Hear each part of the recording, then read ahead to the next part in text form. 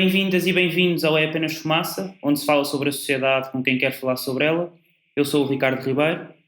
Hoje temos como convidado o Benedito Jeremias, dito Dali, ativista angolano pela democracia em Angola. Foi preso em 2015 no processo 15+2, enquanto lia e discutia uma adaptação do livro Da Ditadura à Democracia, de Gene Sharp, e foi acusado de crime de atos preparatórios de rebelião.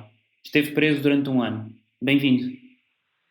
Obrigado, Ricardo. Obrigado por considerar a oportunidade que me deu para poder entrevistar e apresentar-nos a alguns problemas que enfermam cá no nosso país, Angola.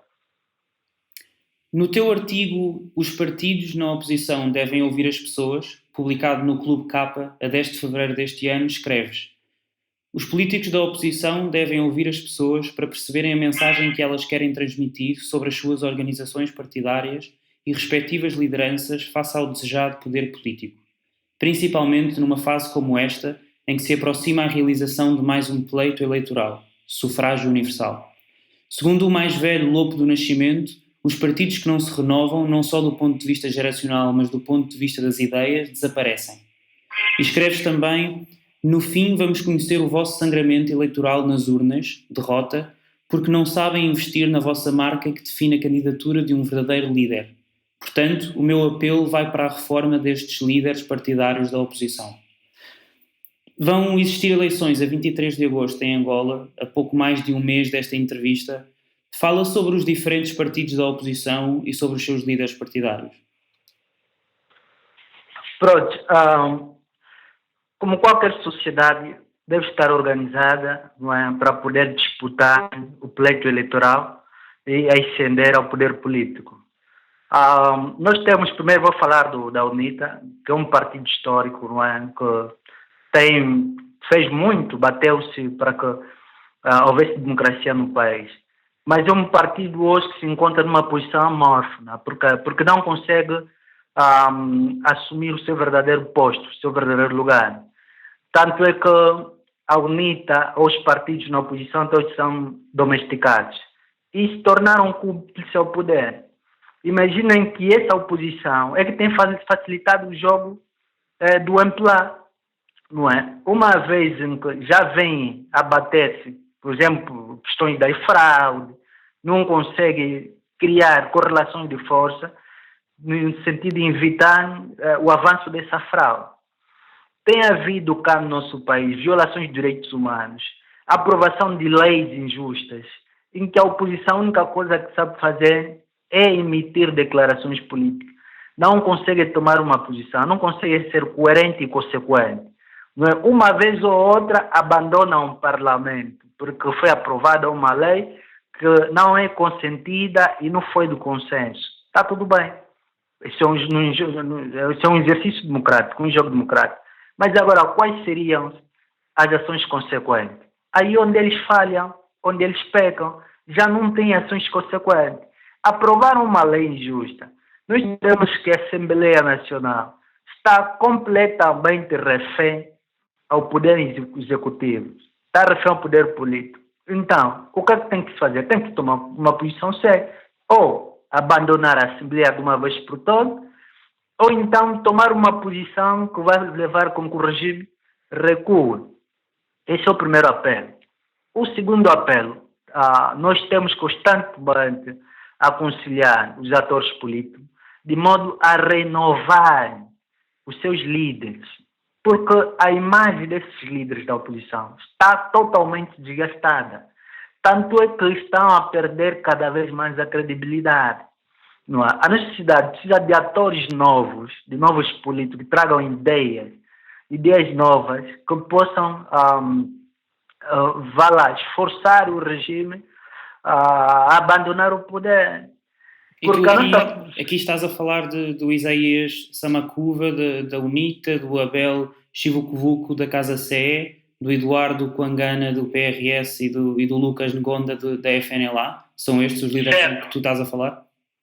Sim, falo dessas figuras, porque estão há muito tempo no poder. É daí que eu rotulei essa gente como ditadores na reserva, porque não fazem diferente do que o MPLA faz. Eles fazem exatamente aquilo que o MPLA faz. Então, se você é democrata, defendes a democracia, tem de dar exemplo, não é? Não é se apegar ao poder 20 italiano, 15 anos, 12 anos ao poder. Uma vez em que não conseguiu atingir os seus intentos, então deixa o poder, deixa a liderança do partido, para que uma outra figura venha para dinamizar o partido, para trazer novas ideias e fazer com que um dia o regime consiga se render. Mas não sabem fazer isso. A única coisa que sabem fazer é receber um dinheiro, estão aí no conforto, não é? É a única coisa que sabem fazer. Eles transformaram-se também em potenciais ditadores.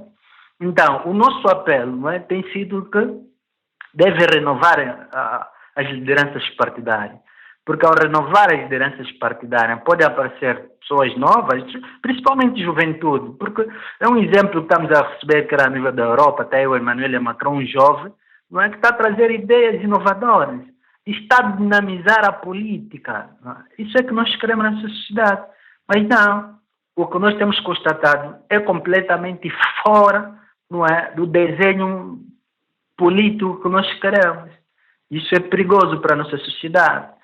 Hoje o Kwangana, por exemplo, não houve o Congresso, já abandonou o poder, mas a pessoa que foi assumir o posto do Kwangana é uma pessoa que também não tem ideias, uma pessoa que não é carismática, é uma pessoa que não consegue, pronto, a juventude, a sociedade não consegue se rever a essa pessoa, a não ser os seus militantes, e é muito grave isso. Então, nós precisamos na nossa sociedade de atores novos que tragam ideia, principalmente jovens. Assim estaríamos a contribuir para que esse regime caia. Agora, o resto, o que nos parece aí são cúmplices, alguns têm negócio com o regime, sabe? E não conseguem esticar a corda para fazer com que o regime vá lá, crie reformas profundas na nossa sociedade, no nosso país. É muito grave isso. Esse é o primeiro apelo que temos estado, na verdade, a aconselhar nestes partidos. E nós chamamos ou pedimos que deve ouvir a sociedade. Por quê? Uma vez em que estamos próximos, né, às próximas eleições, nós entendemos que temos um regime muito forte. Temos um regime que, ao perceber que não tem tido aceitação por parte da sociedade, não é? De modo a votá-lo e legitimar-se ao poder, então vai recorrer aos instrumentos fraudulentos, não é? Porque não tem aceitação. Se for de um para um, não consegue, na verdade, combater estes partidos, principalmente a UNITA, nas urnas.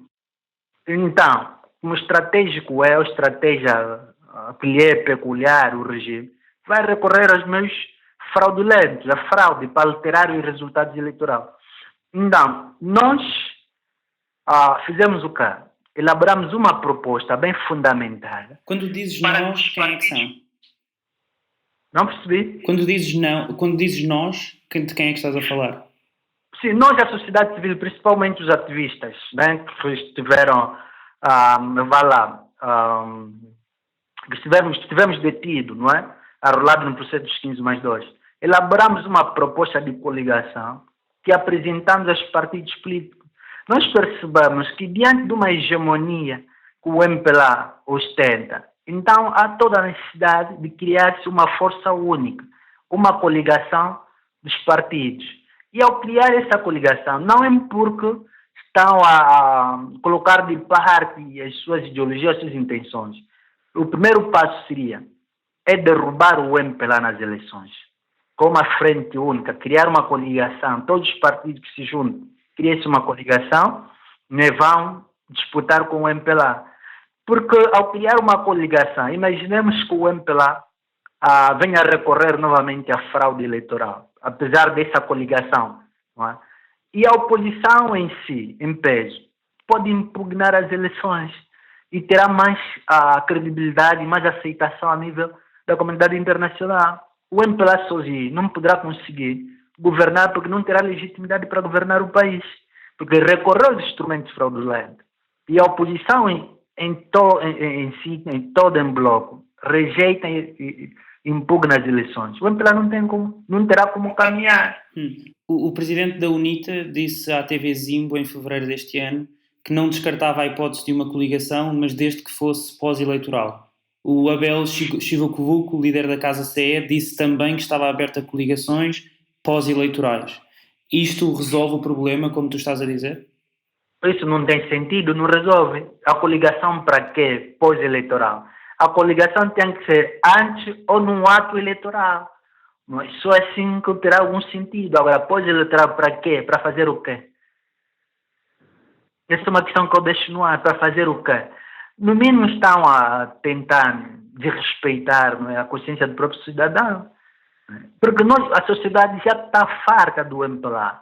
Então, os partidos que nós achávamos que seriam alternativas também brincam, facilitam o jogo do MPLA.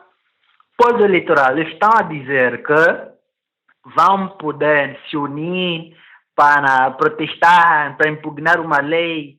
Isso é grave. O momento crucial para que esses partidos se coligam é antes das eleições e coligarem-se para as eleições, para o pleito eleitoral. É isso que a sociedade quer. É isso que o povo espera, não é pós-eleitoral. Não. Isso é brincadeira, isso é brincar com o povo. Ou estão cansados, não têm ideia, pronto. Que abandonem essas lideranças partidárias, porque isso é muito grave. Isso é muito grave. O Gene Sharp, no livro Da Ditadura à Democracia, escreve: não existem eleições sob ditaduras como instrumento de mudança política significativa e que ditadores não estão no negócio de autorizar eleições que possam removê-los de seus tronos. Tu achas que é possível existir alternância de poder em Angola nestas eleições?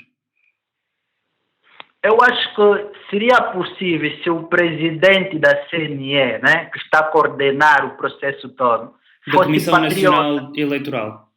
Sim, da Comissão Nacional Eleitoral, fosse patriota, não é a semelhança do que aconteceu lá na Gâmbia, e ele dizer, epá, a minha consciência está a pesar nesse exato momento, já não consigo ser cúmplice para compactuar com o MPLA na destruição da sociedade. Pronto, eu vou me mostrar contrário, não é, à estratégia ou à manipulação do MPLA. Aí seria possível, caso o presidente, ou a pessoa que está a coordenar, o presidente da CNE, declarar favoravelmente a vitória à oposição e não ao regime como tem sido dado. Mas o contrário disso, tal como espelha o Gene Sharp no seu livro, nenhum ditador está interessado em realizar as eleições para que o outro adversário ganhe as eleições. Então, o MPLA não está interessado em ceder o poder e nunca estará interessado em ceder o poder, vai procurar implementar todos os meios necessários, não é, para se manter no poder e continuar a pilhar o país, a pilhar a riqueza do país e abandonar o povo como sempre abandonou, né? Atirando o povo. É isso que o MPLA quer e pretende pelo resto da vida. Tanto é que o Eduardo Santos mostrou-se já cansado por questões de doença, colocou mais um outro trafulheiro, né? Que vai dar continuidade na alteração desses resultados todos. Como deves calcular aqui em Luanda e não só, já há painéis, já cartazes, já declararam um candidato que ainda não foi legitimado como presidente, mas já está declarado dentro do MPLA como presidente da República, a placar publicidade, propaganda nas ruas de Luanda, presidente da República, que é muito grave isso. Eles já estão confiantes que a máquina da fraude, como já existe, então é só dando a sequência, não é, da manutenção dessa fraude. Passados 38 anos como presidente, como tu estavas a dizer, o José Eduardo dos Santos não se vai recandidatar e quem é o cabeça de lista pelo MPLA é o João Lourenço, que é hoje em dia vice-presidente do MPLA e é atual ministro da Defesa. O que é que significa esta mudança? Que mudança é que significa ter o João Lourenço em vez de José Eduardo dos Santos como cabeça de lista do MPLA? Pronto, para dizer que também isso não é mudança, isso, a única coisa que se fez, trocou-se o operador da máquina, mas a máquina continua a ser a mesma. Uma vez, o próprio João Lourenço, como deve calcular, acredito que está a acompanhar o seu discurso, que não traz nenhuma ideia, não é? Continua a reproduzir o comportamento do chefe dele que o indicou.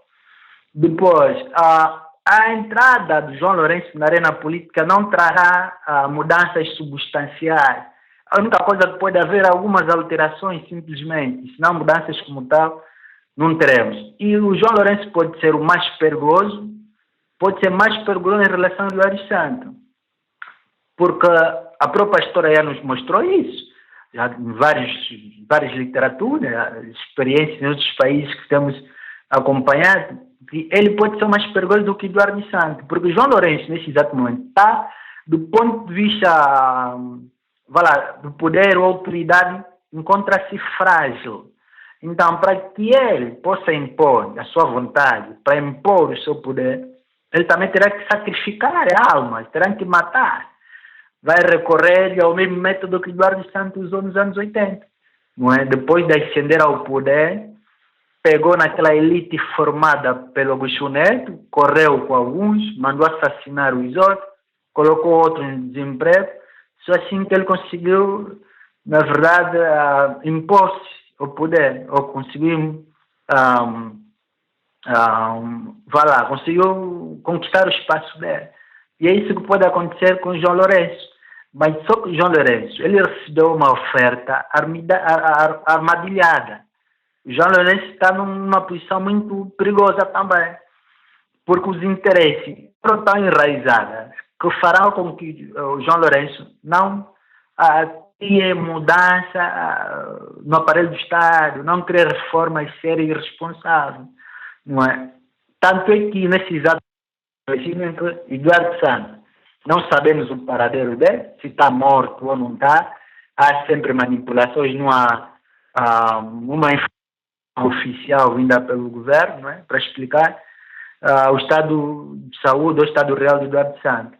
E por detrás de Eduardo Santos já está a se elaborar, criar, aprovar leis, não é? Que poderão impossibilitar com que João Lourenço trabalhe de forma que trabalhe à vontade, que João Lourenço consiga conduzir a reforma a nível das instituições do Estado ou dentro do próprio MPLA. Não conseguirá. Há uma lei.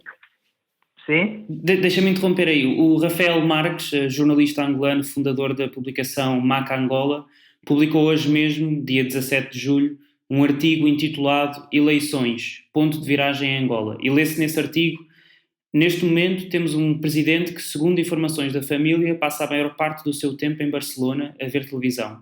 Ao que tudo indica, Dos Santos terá perdido a capacidade da fala, uma vez que não se pronuncia publicamente desde finais de abril passado. Independentemente de todas as incapacidades que o aflijam, em resultado da doença e ou da idade, José Eduardo dos Santos mantém-se em funções, em circunstâncias de saúde física e mental que desconhecemos, uma vez que deixou de falar em público.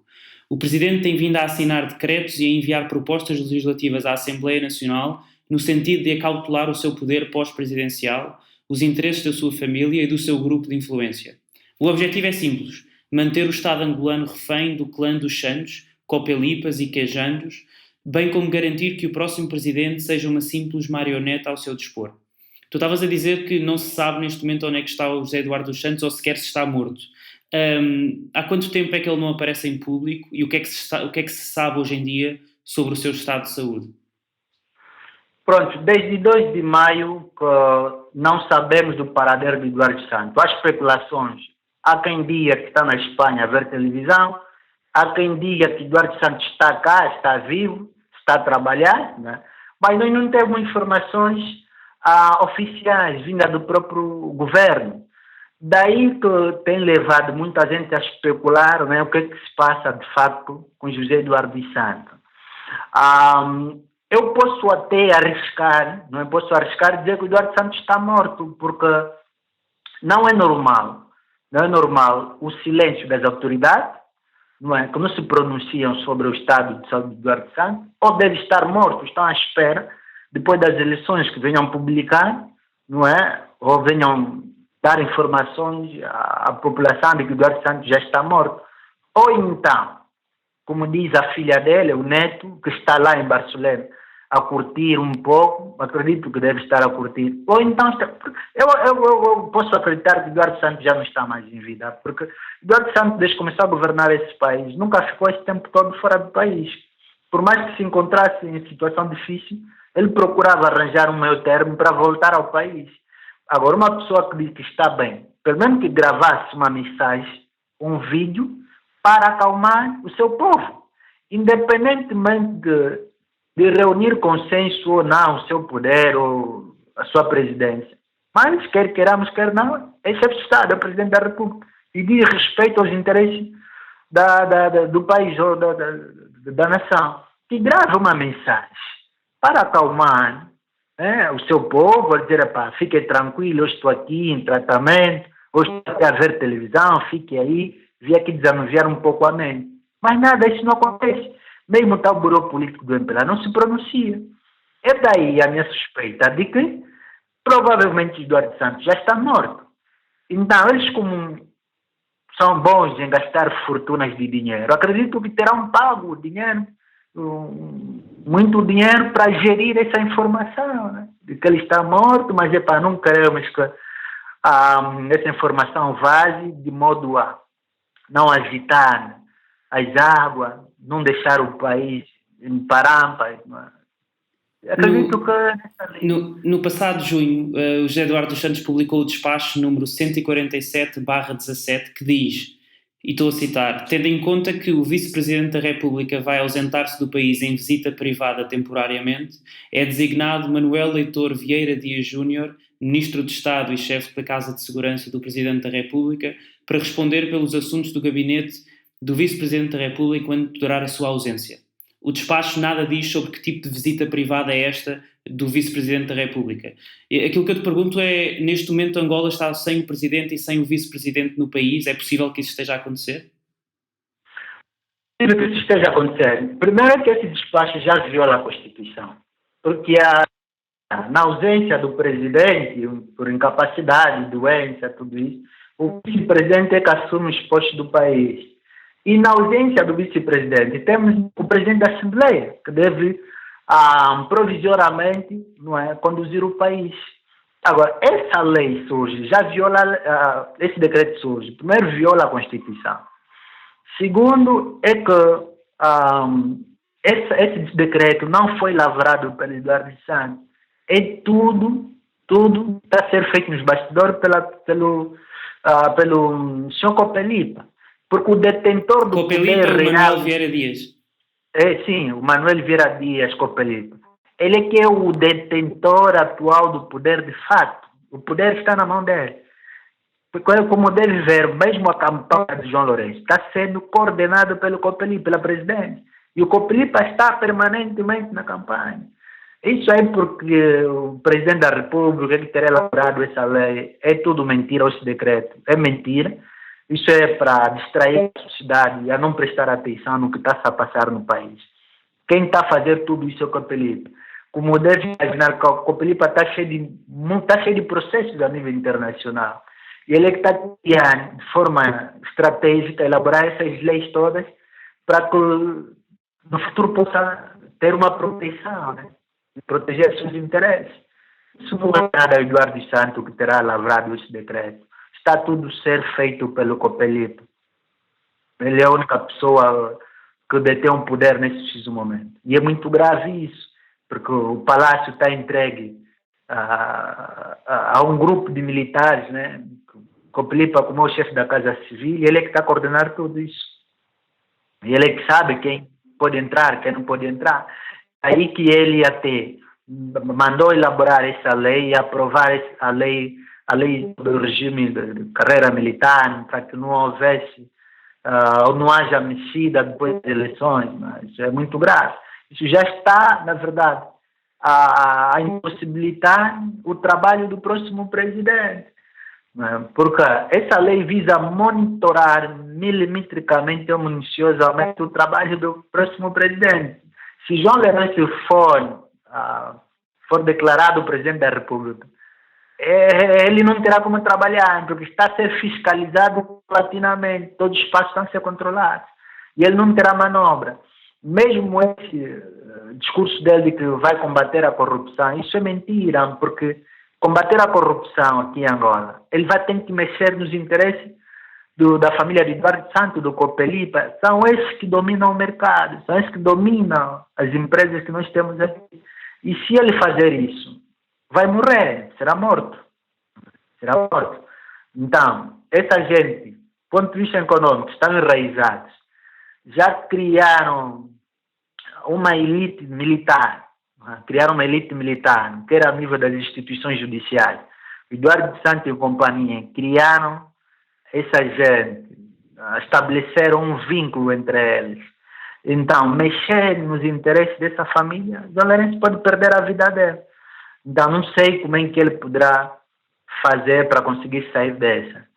Porque mesmo as decisões do Estado, ou seja, as decisões do governo, as políticas que ele possa apresentar, deve obedecer à aprovação e aceitação do presidente do partido, sua aceitação para a execução no governo. Se o presidente do partido dizer, não posso aprovar essa tua proposta, essa tua ideia, ou essas suas políticas, então ele não terá como trabalhar. Terá tudo sobre a alçada do presidente do partido. Então, o resto é só mesmo para distrair a sociedade, não tem nada. Segundo o slogan dele, porque viemos para melhorar o que está mal. É complicado. Enquanto tudo isto está a acontecer, está também prevista a aprovação, a dia 21 de julho, da chamada Lei sobre os Mandatos das Chefias das Forças Armadas, Polícia Nacional e Serviços de Inteligência, que vem diminuir os poderes do próximo Presidente da República no que toca a poder demitir as chefias dos órgãos de defesa e de segurança. Fala sobre isto. Pronto, é isso que eu disse que há bem pouco tempo que o próximo Presidente da República vai estar mergulhado numa armadilha. Imaginem que, do ponto de vista administrativo, o chefe ou qualquer dirigente é que sabe, ele é que pode escolher com quem trabalhar. Pode trabalhar com pessoa da sua confiança, pode lhe auxiliar no exercício do seu mandato. Agora, quando aparece, na verdade, essas leis que venham a impedir a desmexida ou a exoneração das chefias militares para ele colocar outras pessoas, isso está a dizer-lhe, claro, que ele só será uma figura, mas não manda. Ele será uma figura simbólica. Quem manda não é ele, então não pode mexer à toa, por um lado. Por outro lado, isso tem a ver com a questão da insegurança por parte de quem indicou o João Lourenço ao cargo de Presidente da República. O José Eduardo Santos e os seus amigos não têm confiança pelo João Lourenço. Daí que elaboraram essa lei. Para fazer o quê? Para controlar todo o espaço do João Lourenço. Porque essa é uma elite de confiança que foi construída pelo Eduardo Santos e os Copelipa em companhia. Não é? Que podem garantir confiança e segurança aos interesses da família Eduardo Santos e seus amigos.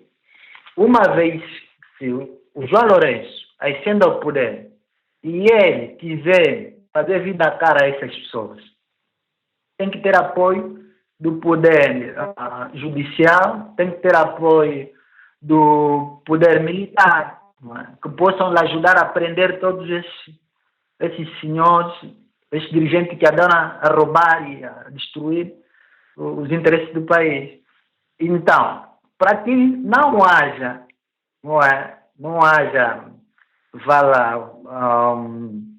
uma caça à bruxa, vamos assim dizer. Então, o Copelipa, o próprio Eduardo sabe se está em vida ou não está, mas eu acredito que o próprio Copelipa é que está a conduzir isso. É daí que trazem essa lei.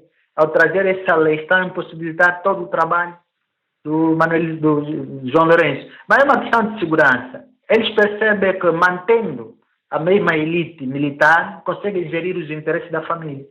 E se o João Lourenço mexer com essa gente, os interesses dele estariam em perigo. Daí o surgimento dessa lei. Não há outra explicação. Tem a ver com a insegurança, para ver se consegue, a mesma elite consegue gerir os interesses da família Eduardo Santos e Copelipa. Foi também bastante noticiada há pouco tempo a possibilidade que a lei sobre o Estatuto dos Ex-Presidentes fizesse com que o José Eduardo dos Santos se tornasse presidente emérito. Isso acabou por não acontecer. Podes explicar o que é que aconteceu? Qual é que foi o processo? Bem, primeiro essa lei surge é uma lei que vem, na minha opinião, por um lado, de forma injusta. Injusta por quê? Porque nós já tivemos os ex-presidentes, o ex-presidente e o ex-vice-ministro, o vice-presidente. Ao cessar os seus mandatos, o presidente Neto aconteceu a questão da morte, enfim. Mas não foi elaborada uma lei específica ou especial que fizesse com que a família beneficiasse um pouco, não é, desse estatuto. Os ex-presidentes e vice-presidentes não fizeram isso. Então preferiram trazer essa lei ou aprovar essa lei para garantir essa imunidade toda, essa regalia toda a Eduardo Santos. Primeiro que Eduardo Santos e sua família não são pobres. São ricos de dinheiro. Estão completamente cheios de empresas. Tem minas de diamante, tem plataformas petrolíferas, há um conjunto de empresas que eles têm. Mas essa lei não é porque eles estão pobres, precisam dessa regalia. Não, o que eles criam são as imunidades, proteção.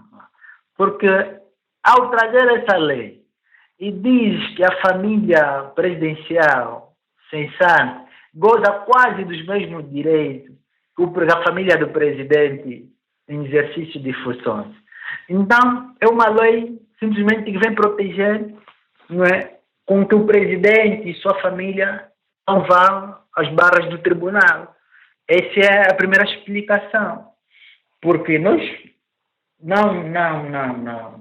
Eu, principalmente, concordo que se elabora uma lei, mas com essas imunidades, uma lei protetora, que pode impossibilitar que o Eduardo Santos e sua família vá às barras do tribunal, isso é injusto.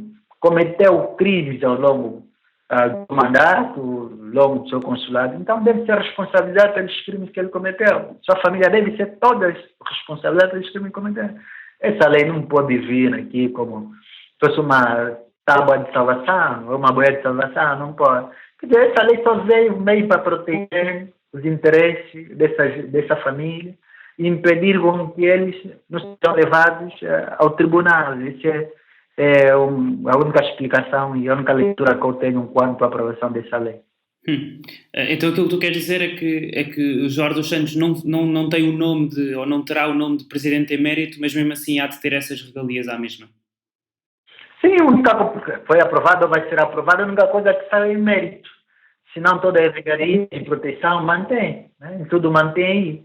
Mas também seria um ridículo, né? Manter um bandido daquele como uma figura emérita. É muito grave, porque uma pessoa, primeiro, não reúne consenso. Segundo, não deixou nenhum legado onde toda a população poderia se rever. Pronto, Eduardo Santos, apesar de ter destruído o país, mas deixou um legado onde todo mundo se rever. Como fez aquele outro ditador do Congo Democrático, né? Por exemplo, o Mobutu. Foi um grande sanguinário. Mas há uma coisa, um legado como o Mobutu deixou. O Mobutu terá deixado, por exemplo, não é? Terá conservado a sua identidade cultural e a promoção das línguas locais, quer dizer, a questão da cultura, conseguiu preservar. Mas Eduardo Santos nada fez, né? A nível da formação, construiu ou implementou um sistema de educação que nós chamamos aqui um sistema de idiotização social, não é? Destruiu todos os valores, não é? Os valores culturais, destruiu tudo isso. No entanto, nada fez para que merecesse esse título de emérito. Não é? Muitos seus bajuladores, seus amigos, dizem que Eduardo Santos construiu isso e aquilo. Isso é completamente normal. Qualquer dirigente que estiver no poder tem que fazer alguma coisa. Até porque não pegou no bolso dele para construir uma estrada. Não, mas que deixasse um legado. Que deixasse algo onde todo mundo poderia se rever. A nível da reconciliação nacional, Eduardo Santos foi incapaz de reconciliar a sociedade.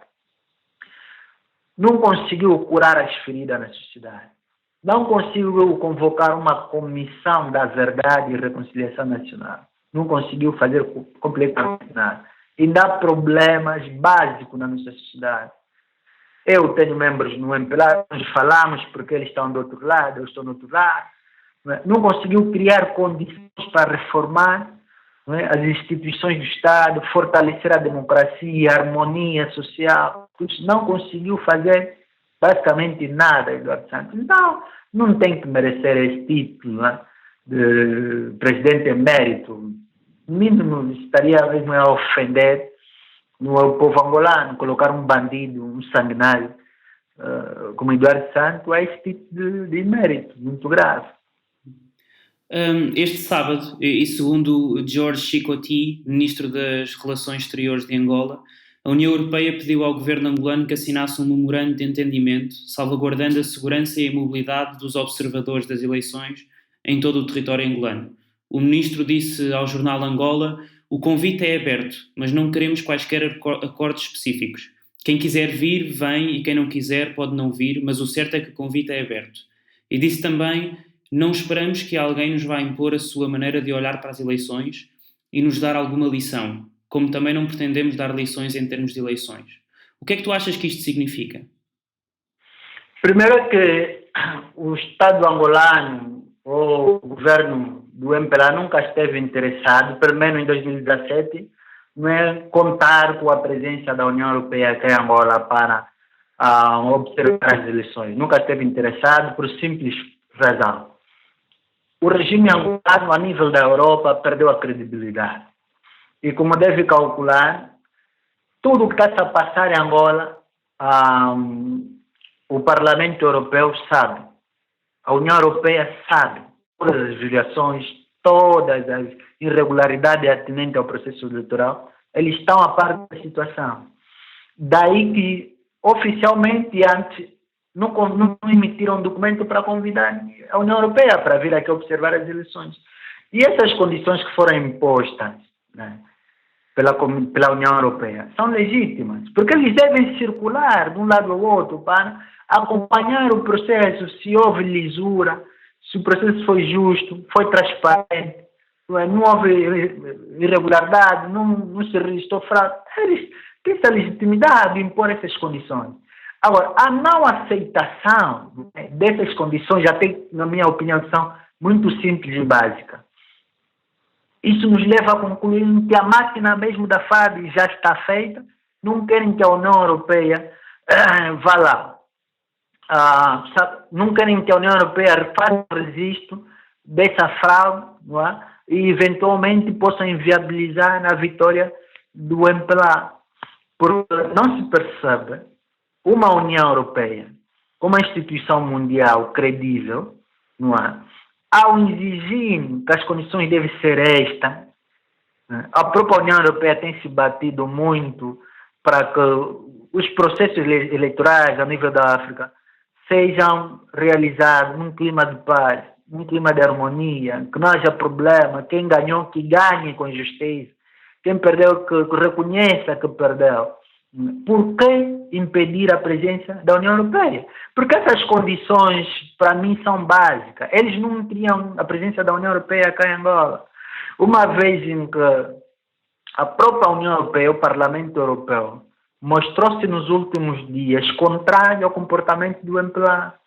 Mesmo no momento em que nós ficamos presos, todo mundo sabe que o Parlamento Europeu condenou veementemente a nossa prisão, que não deveria o regime angolano prender ativistas que são defensores de direitos humanos, que vêm se bater para que se estabeleça uma democracia de fato no país. No entanto, eles não queriam que a União Europeia viesse. E ao formular esse convite tardio para a União Europeia, até se a União Europeia aceitou, pronto, acredito que estava mesmo interessado em ajudar. Foi com cerca de 5 meses de atraso em relação ao usual. Sim, certo, 5 meses de atraso. E se a União Europeia aceitou, e ao aceitar impôs essa condição, queria mesmo ajudar os angolanos que convivam, essa fase das eleições, que convivam mesmo de forma pacífica, que não houvesse problema nenhum. Agora, ao impedir a presença da União Europeia, isso está mais do que claro que eles não querem que as instituições credíveis, não é, monitorem as eleições ou acompanhem o processo eleitoral no país. No entanto, como eles já sabem que vão ganhar as eleições, ou seja, só estão a realizar as eleições, só para gastar dinheiro, extrair a sociedade, eles vão continuar a comandar, vão continuar a se manter no poder com instrumentos fraudulentos. Por isso é que eles estão à vontade. Porque, na verdade, acredito que se dependesse sempre do voto da população, não tinha por que impedir a presença da União Europeia ou então inviabilizar essas condições que foram impostas pela União Europeia. Nós estamos mesmo a chegar ao fim. Queria te perguntar o que é que tu achas que deve ser o papel dos angolanos e das angolanas até o dia das eleições e durante o dia das eleições. O que é que achas que o povo devia fazer? Bem, o povo, eu principalmente digo, primeiro não confio na mudança do regime por intermédio do voto. Bem, o nosso contexto, estou a referir ao nosso contexto angolano. E eu acho que a sociedade, numa fase como essa, deveriam ler os programas apresentados pelos partidos políticos para escolher o melhor programa que possam lhes garantir ou lhes oferecer uma vida digna e decente amanhã. Segundo, apelo aos angolanos que não haja intolerância política numa fase como essa, que todos nós devemos ter um papel muito importante na realização desse processo até o dia da votação. Não podem ceder às provocações do MPLA, porque o MPLA sempre com essas manobras, espancamentos de militantes de outros partidos, porque tem tirado proveito nisso, impor o medo. Não é? Então, acredito que o povo deve começar a resistir mesmo nessa fase.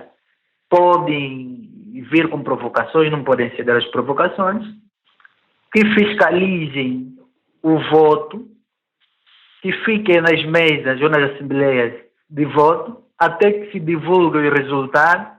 Não é? Só assim que podemos, talvez, entre aspas, controlar ou fazer com que o regime amanhã não exceda a atribuição das percentagens que tem feito mulher característico. Então, acredito que essa é uma fase de festa. Vamos todos lutar, vamos todos fiscalizar, vamos todos acompanhar, de modo a que o MPLA não tenha tal maioria absoluta como tem feito a vida toda. Né? Essa é a quarta eleição, seria o momento de colocarmos o MPLA de fora, mas infelizmente isso não vai acontecer. Não vai acontecer porque os próprios partidos da oposição continuam a facilitar o jogo do MPLA e a sociedade vão continuar a lamentar, vão continuar a receber espancamento. Temos um país em que a violência policial continua a aumentar, as execuções extrajudiciais continuam a aumentar. O nosso sistema judicial, mais do que nomes e instalações, não tem poder independente para poder agir, não é?